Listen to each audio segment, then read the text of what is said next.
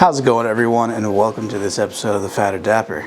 My name is Nick Lanza, and today I'm doing something a little different. I didn't think I would actually get to this point, but we're actually going to do a small closet purge. Now, if you're not familiar with me, I am a man who just turned 31, so happy birthday to me. But I've been also a little bit too trigger happy in buying neckties. So today I figured it would be a fun time to go through the entire collection as it sits right now and decide on who gets to stay and who gets to go. There's already a few candidates that are just right off the rip, I already know are going to be getting eliminated. They're going to be disinvited from the island, if you will. So without further ado, I guess let's start in the most unlikely spot. Let's go into the bow ties. Now, it is my humble opinion that it is very healthy to make these kinds of changes, because the reality is you're not always the same person you were a year ago. After all, we just filmed the episode of where I'm at. You know, I've been on this journey now officially for one full calendar year, so it just makes sense that there's going to be some changes and things that I'm like, I'm not that big a fan of it anymore. Now, as I clutch very unceremoniously this collection of bow ties, there's already a couple that I, honest to God, am gonna have to probably let go. But there's a few that I can right off the rip say, no, I'm not gonna let these ones go. Great examples are gonna be this square pattern. I've had this for a little bit now. This particular bow tie I bought when I bought my suit, my double-breasted suit. And it was honestly a great pickup because it's in honor of my newest addition to my family, my baby brother. So this definitely isn't going anywhere. My blue and gold bow tie, this we've definitely seen on the channel many a times. I love this one, definitely isn't going anywhere. I've also will never let this one go because this was the first bow tie, this gray with the little burgundy flowers on it. This is the first bow tie I ever got. So that one, sentimentally, I'm gonna keep it. And of course, another one I wear very frequently, the navy, pink, and blue.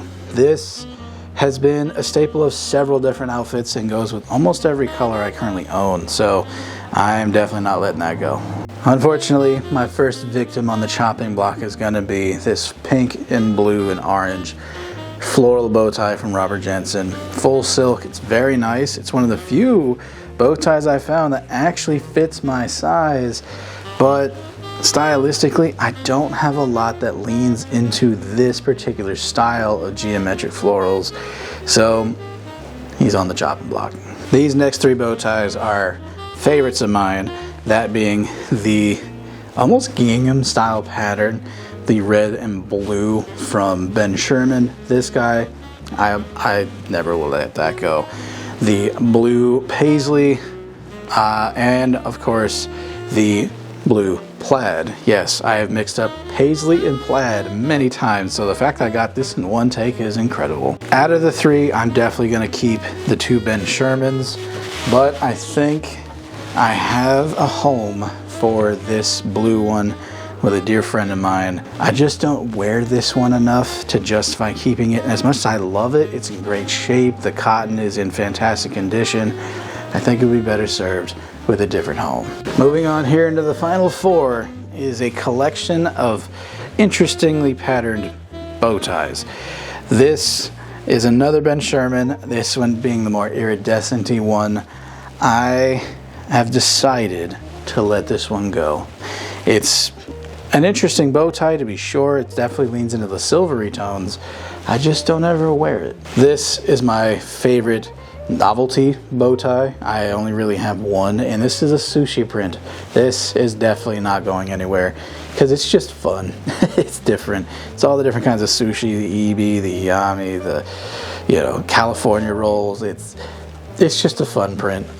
There's no way I can let that go. And for the final two, funnily enough, one is a square end and one is not.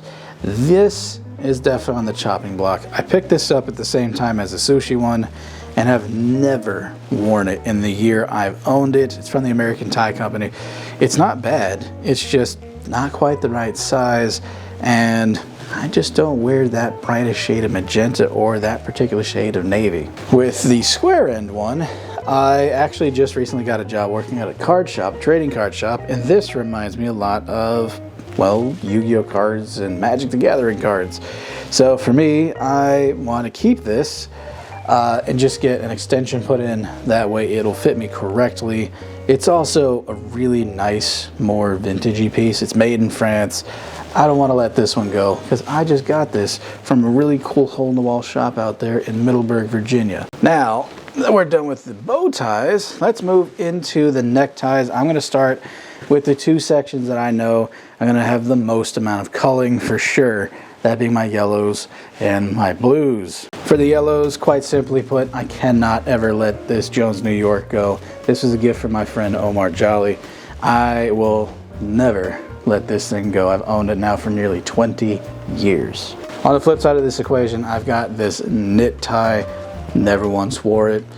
Threatened to wear it a couple times. Never followed through with it. This guy, definitely going to the chopping block. And I just bought this, but it's still something I was considering letting go. I'm not going to. It's from Surrey. It's a nice tie. It needs a little bit of repair, but that's not enough to scare me away. And of course, you guys might recognize the Bill Blast, the black label that I'm wearing right now. Definitely not letting it go. It's one of my all-time favorite ties in the collection. As for the blues, I got this piece here. This was a freebie from my younger brother. It's a Wembley. I just don't wear a skinnier tie like this anymore, so I'm going to opt to give this to a friend of mine. Of course, I've got my blue polka dot tie from Van Heusen. This is also closing in on 20 years old.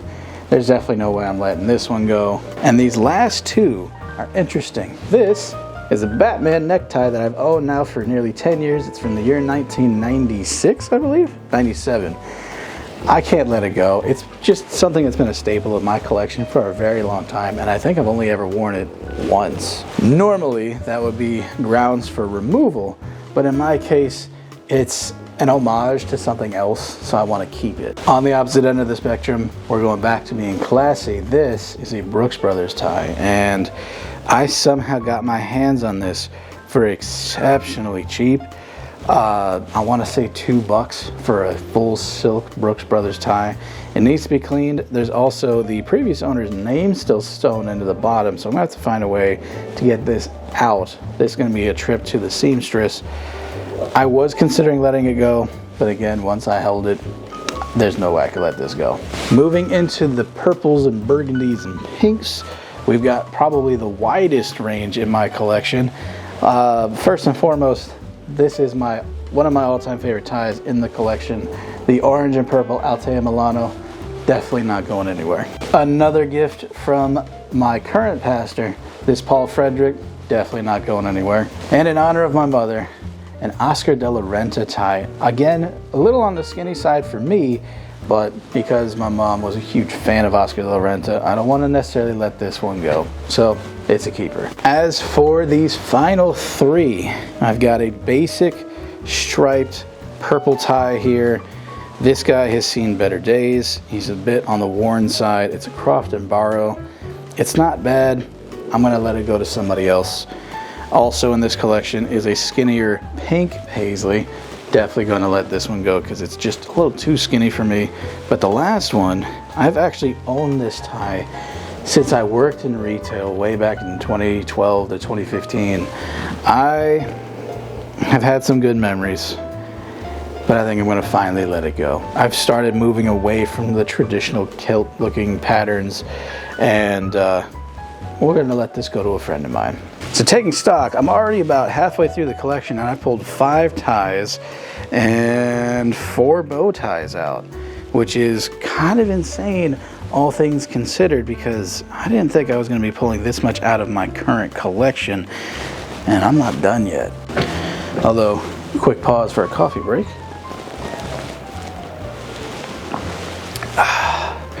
That French press is putting in work for me these days. To make room on the rack, we'll go into the other shades of blue that I have, because surprisingly, didn't realize I had 2 full rungs on my rack of blue. This is a recent pickup I just got. This is from the Jose Bank corporate collection from back in the day. Just know I'm letting this go because I just bought it and I really like it. And of course, one of my other favorite neckties in the collection, this Bergamo, New York. It's striped and paisley. Kind of an interesting kit bash of styles. Definitely is a keeper for me. However, these last two, I'm actually going to be okay with letting go. One is a skinnier tie from Jose Bank. This is about 10 or 12 years old. It's not bad, but I have moved away from this particular flavor a little bit. And then a tie that I got, it was interesting, it's cool, it's vintage for sure, but I just don't really have the colors that suited. So we're gonna have to let this one go. Moving into the oranges and ambers, we've got a few interesting picks in here. Okay, here we go. Moving into the oranges and ambers and browns, we've got a few interesting things in here, but I think it's safe to say I am gonna end up letting this Windsor Tie Company chevron and polka dot go. It's again on the skinnier side. This is definitely a modern tie. I've worn it a few times, I've liked it, but I like the wider ties, and this is just not wide enough anymore. For a tie that I absolutely love and will not be getting rid of, I got another Jones New York for $2 a couple of weeks ago. This thing, I love it. I was actually wearing it in another video recently. I absolutely love this tie. For a tie that I am gonna actually let go, it's one of the Don Lopers that I picked up several months ago. I love the color, but it's too short, and also on the skinnier side, which is unusual for its period. I loved it. It's had a good run with me. It's time to let this go to a friend. As for these last two, I love this stripe one. I'm probably not going to let this one go. It's another Italian made. Saverio is the brand, or Saverio. Yeah, no, we're going to keep this one. I only have a couple of orange ties, so having the color option is great, but as you can tell, it does need to go get pressed. As for the final Don Loper, I'm going to keep this one. This is one of the first truly vintage ties I got my hands on.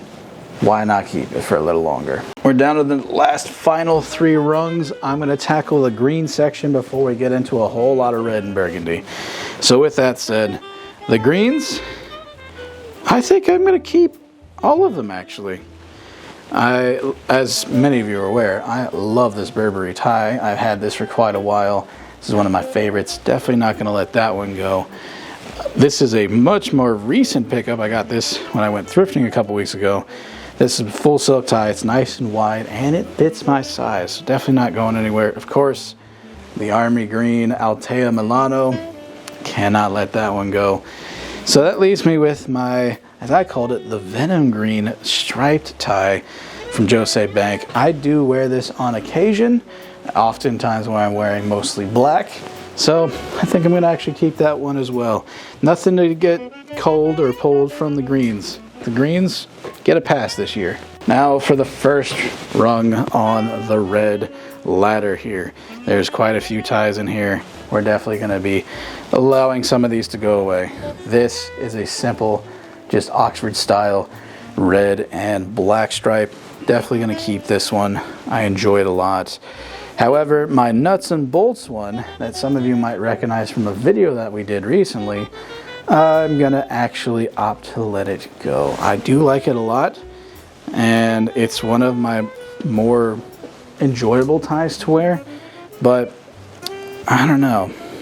I just have been moving away from this particular pattern, so I'm going to let it go away. Of course, several of you are now aware, thanks to me going a little bit viral on Instagram and also TikTok back in June, I am a 9/11 survivor. I am the subject matter from Telling Nicholas, just all grown up now. I have had this tie. It was a gift to me from my 3rd grade computer sciences teacher, so she'll definitely tell you how old I am. Big shout out to my teacher, Mr. Anerud, if you're out there. I still have this, and I wear it every year. There's no way this tie is going anywhere. As for this is a red and silver paisley. I like wearing this around Christmas time and also around Valentine's Day, so that like December through February, early March time period. I'm not letting this go. I've owned this for a very long time. This is a great pickup from Jose Bank. we're gonna keep this one. As for this one, I cannot unsee what a commenter said recently on one of our Get Ready With Me's. They came out and said, hey, I know you called it a floral pattern, but it looks like a bunch of picture frames. I can't unsee that anymore, so thank you for that. We're definitely keeping this one. As for this bowing tie, I really like this one. It's a really nice shade of lavender. The navy notes that are in there too really help make that color pop. And yes, it is in fact from Boeing. I thought that by itself was way too cool to pass up on. I'm gonna keep this one for now, but it will likely end up on the chopping block next time we do another purge. I don't know. The intrigue factor of it being from Boeing is enough for me to keep it. It definitely needs to get pressed though. For another one that I'm definitely keeping, this is my Nicola Ferry. This is another Milanese tie. I just love the shade of red that is, and the pattern itself is very interesting and eye-catching. There's no way that's going anywhere. As for these last two, I've got a skinnier burgundy tie that my brother had also given me from Kenneth Gordon, and I've got this red one. Out of the two of them, I do like the Gordon better, but I think I'm gonna actually let them go to another young upstart friend of mine who's been starting his own journey. I think these will be great additions for him, especially because he wears a lot of dark tones, and this will add some great contrast to his collection. So with that, we're done. So the numbers are in. Out of the 34 neckties that I own, 12 are going to local youths in my assembly and also in my neighboring community, and 4 bow ties. How interesting that a lot of these bow ties feel very similar in application. It's rather odd that panned out that way, but these ones are just a diverse mix of patterns and textures that I just don't wear enough, and I'd rather see them get put to good use so that people can spend their money more wisely, but also just not burn up all the resources we have left on this big, beautiful green and blue planet we call Earth. After all, what's the point of dressing well if we can't take advantage of the styles of yesteryear and incorporate them into today? So now that there's more room on this rack, will I be adding things to it? Of course, we talked about that in our previous video, namely in the bow tie department, but we'll see what happens with the neckties. Again, I often just buy what strikes my fancy at the moment, and given that my particular tastes and flavors have evolved over the last year, I think it's time to move on to new styles. With that, thank you guys for being here and checking out the collection. Maybe I've given you some ideas for your own, and we'll see you on another episode. Peace.